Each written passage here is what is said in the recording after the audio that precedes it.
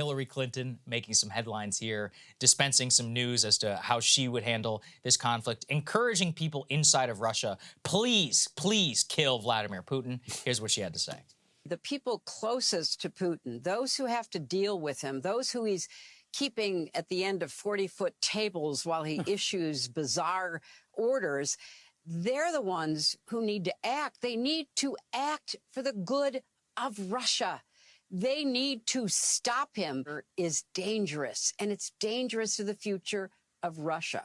So my hope is that the people who are watching him, those who get close enough to see in person his behavior, which is so erratic, that they can try to prevent him from doing things that will not only be tragic for Ukraine, but tragic for Russia, too.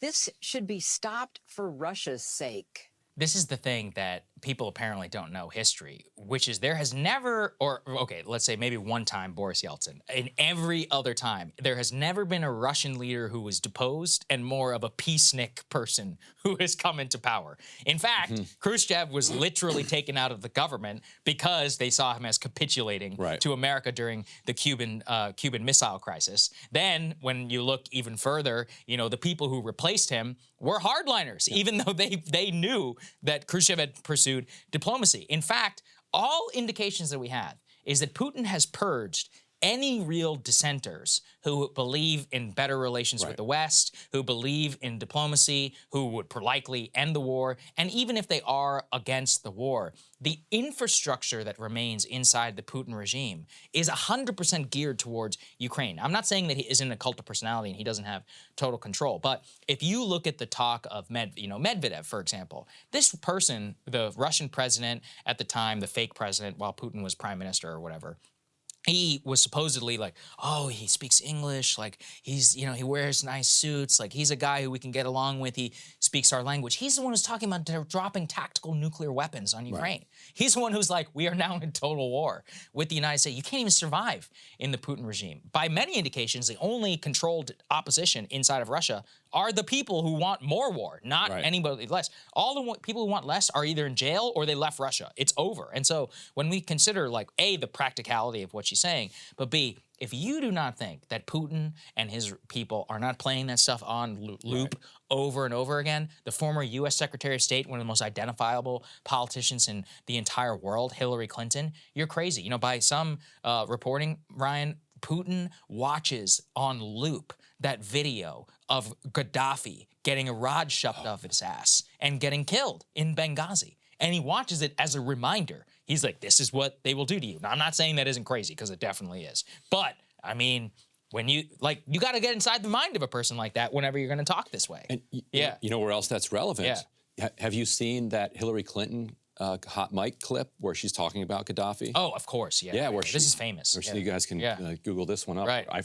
She says something like, we came, we saw, we killed, and just this cackle, like this like sadistic giggle where you're like, okay, yeah, Gaddafi's terrible, but that was funny. Yeah, like, you watch that, you're like, that's funny. It's a horrific video. And Putin also, set aside the truth of the matter, Putin also blames Hillary Clinton for interfering in his election in, what was it, 2014? Yes, that's right, 2014. And absolutely the U.S. was funding NGOs that were supportive of, you know, Putin's opposition. Like that, like, in fact, I'm sure the U.S. was doing more in the public record to support Putin's opposition than Putin was doing to support Trump.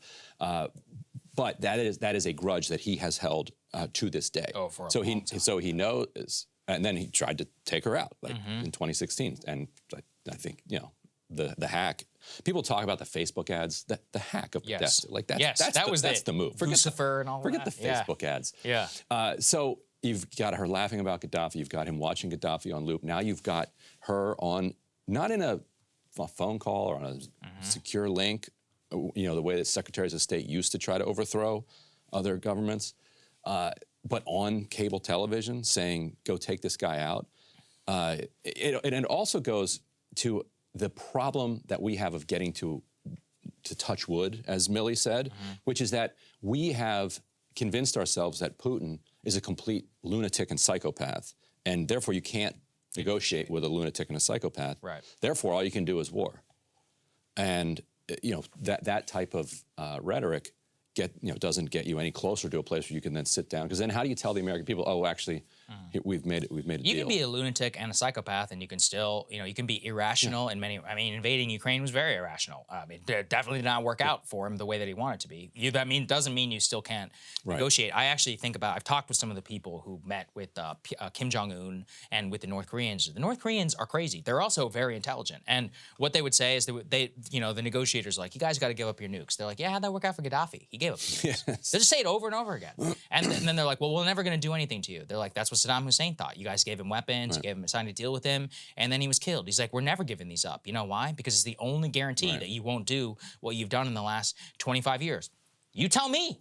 Doesn't sound that crazy to me. It is crazy whenever you like using our artillery to chop up your uncle or feed him to dogs. Yeah, I agree. But from a pure calculus perspective, you got to try and get yourself in the minds of these people. I wish dictators didn't exist. I wish that he wasn't the president, but he is the president of Russia. So you have to take that as a reality and manage that with your strategic balance of what you want to do and what you don't want to do. And this is probably the least possible, most helpful thing. And unfortunately, it's a bipartisan problem. We had Lindsey Graham saying the exact same thing early days of the war, which we'll remember. And of course, you think that wasn't played on loop inside of Russia? This helps absolutely nobody. So anyway, Hillary doing her best. I just say thank God that lady was never president of the United States. Hey guys, ready or not, 2024 is fully upon us now, and Saagar and I have been brainstorming ways that we can really up our game for this critical election. Yeah, we rely on our premium subs to expand our coverage, to add staff, to upgrade the studio. We just want to give you the best independent coverage